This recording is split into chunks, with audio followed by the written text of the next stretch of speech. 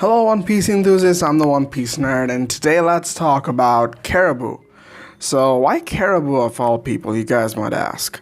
So, he is a character I wanted to talk about for a very long time, and it solidified in Egghead Island. I forgot he existed, by the way. So, we got to Egghead Island.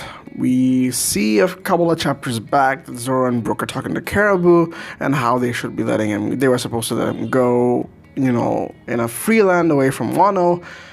But you know what happened. The Straw Hats, being the Straw Hats, didn't drop him off at the right place, and he is stuck in a government island. So this just brought up questions that, what he is potentially capable of doing to the story as a whole. So before we move on, make sure to like and subscribe. It helps the channel out a lot, and really appreciate you guys for the 100 subs. We're still growing, by the way. And yeah, the promise video is coming. This week, definitely. Keep an eye out from that, and let's begin. So with Caribou knowing, with the man he is, most of us think he's a joker. The way he started off was that he is a joker. He's a man who likes to kill people, but he is still a joker because he stands no chance against most big-time pirates in the world, in like the New World. But he's sort of like Buggy, but a little better. I mean, Buggy is like king, but we shouldn't discount Caribou for how much he knows, because information in the world of One Piece is very valuable to everyone. So how much does he know? He was in Sabaody. He was supposed to be drafted by the fake Straw Hats. He wanted to join the Straw Hat crew because they were strong. He wanted to venture in the New World with a strong crew. And that turned out to be false. He ended up in Fishman Island going with the Straw Hats, and then did what he did. Tried to capture Shirahoshi and then failed, and then got captured by the Marines. One thing I didn't know was what happened after he got beaten up by Jinbei, because I didn't follow the manga back then, and I think now I've caught up and I know what happened. So basically, for people that don't know, after Jinbei defeated Caribou, he was handed over to the Marines, and the Marines captured him. He somehow got out and then joined his crew again, and then got separated and ended up in Wano because he was in an island where Kaido's men were trying to attack this lady, and then he was trying to save her, but then X-Ray caught him and he got stuck in Udon. So that's all up to par. So the information up until then, what he knew was that Poseidon is in Fishman Island, and he said that there is a certain someone that would really like to know this information. So I thought it was Kaido before I knew actually what went down, but it's actually not Kaido, it's someone else. Now at this point, the only one remaining is Blackbeard. Now, Blackbeard, with the man Blackbeard is, he wants to get himself in hands of power, and what great way to hand him power rather than to tell him about the ancient weapons. Kaido and Big Mom were interested in the ancient weapons. And obviously, Blackbeard definitely is. Blackbeard knows about history. He's a man who's studied history and knows about, a lot of things that most people have no idea about. So, Blackbeard, knowing who he is and, a little bit of information about history, maybe he's gotten a little bit of knowledge about the Void Century, he definitely knows about the ancient weapons. And, hell, even most of the world government people doesn't know about where Pluton is, because Pluton is in Wano. The next information Caribou knows is about Pluton being in Wano. The Straw Hats didn't take it. Luffy said no, so it's up for grabs for anyone. And I've been saying that Blackbeard will attack Wano sooner or later. I just don't know when. And it could happen. At this point, I want it to happen. Because, again, Blackbeard attacking Wano is an entirely different mess, because I don't want to get into it now.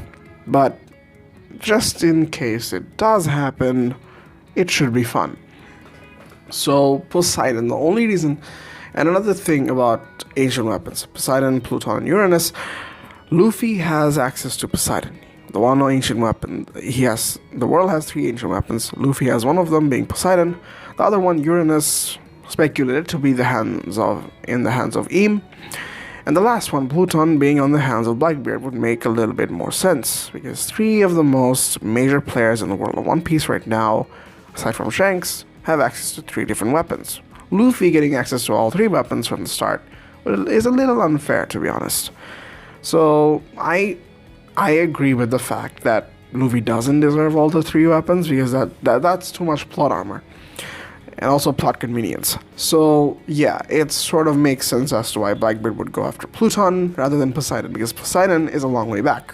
Wano, if by happen chance Law escapes without giving Blackbeard the poneglyphs, Blackbeard would have to go to Wano. And he'd do two things at once, honestly.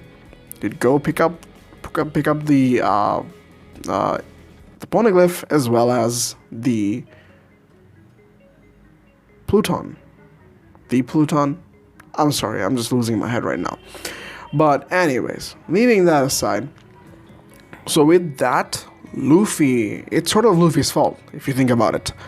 The first time around, yeah, he was captured. It was luck that sent him free. It was plot that sent him free. But the second time around, if Luffy wasn't so generous, if Luffy hadn't forgiven the man for what he had done, this wouldn't be happening. If this does happen, this will be Luffy's biggest mistake. Giving Luffy's arch nemesis an ancient weapon that gives him an upper hand over the Straw Hats. Oh my god, and that would give Frankie the perfect opportunity to create a counter of Pluton. He had the blueprints of Pluton. Maybe the Sunny is a counter to Pluton. So, we don't know, but we know. Anyways, leaving that aside, I mean, Luffy is a man who forgives. He's very merciful. He's very forgiving of people who regret their actions. Same could be said for Caribou, but this time around, it will cost him a lot. If Blackbeard decides to go to Wano, he'll destroy everything in his path. And if something were to happen to Wano, it's Luffy's fault. Because he let Caribou escape, Caribou had information, and guess what? Caribou knows Luffy's true dream. Blackbeard gets to know about Luffy's true dream, who knows what would happen. I mean, I'm not speculating anything, but, you know, there could be some major hint as to Luffy's weakness or something, I don't even know. Aside from that, Caribou has information of where the Straw Hats are. They're in Egghead. Blackbeard, the genius he is, would decide to get around it somehow. Because you don't want to face Luffy just yet, especially when you're going for the One Piece, and the one person that is going after the One Piece is Luffy, aside from Shanks. So that would give Blackbeard a completely different upper hand. And if Caribou does know a little bit of information about the Straw Hats, like, that could be battle information for Blackbeard pirates. So, I don't know, things are getting spicy. With that being said, it's like things can go down pretty badly for the Straw Hats. And Caribou, with the man he is, I feel like he'll do it. He'll definitely go to Blackbeard, spill the beans, that everything he knows, regardless of whatever happens to him, and he'll do it. Speaking of, how did he know that how does he know that Blackbeard would find this information useful? Because remember, we have no information on this guy's background before we met him at Sabaody. He wasn't affiliated with the Blackbeard Pirates. He didn't say anything like that. He didn't mention anything like that.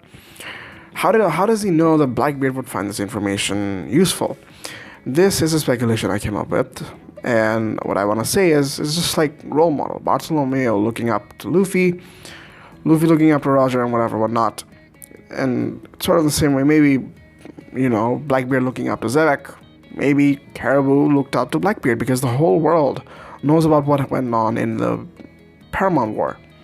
Blackbeard's entire scheme of becoming a warlord, going to Impel Down, collecting the prisoners of Impel Down as his crewmates, and his ideals and everything, it could line up to Caribou's, and hell, maybe that's the reason why it's like, Blackbeard is chasing the same goal I am, but he's better than me. I'm gonna go serve him, I'm gonna go help him.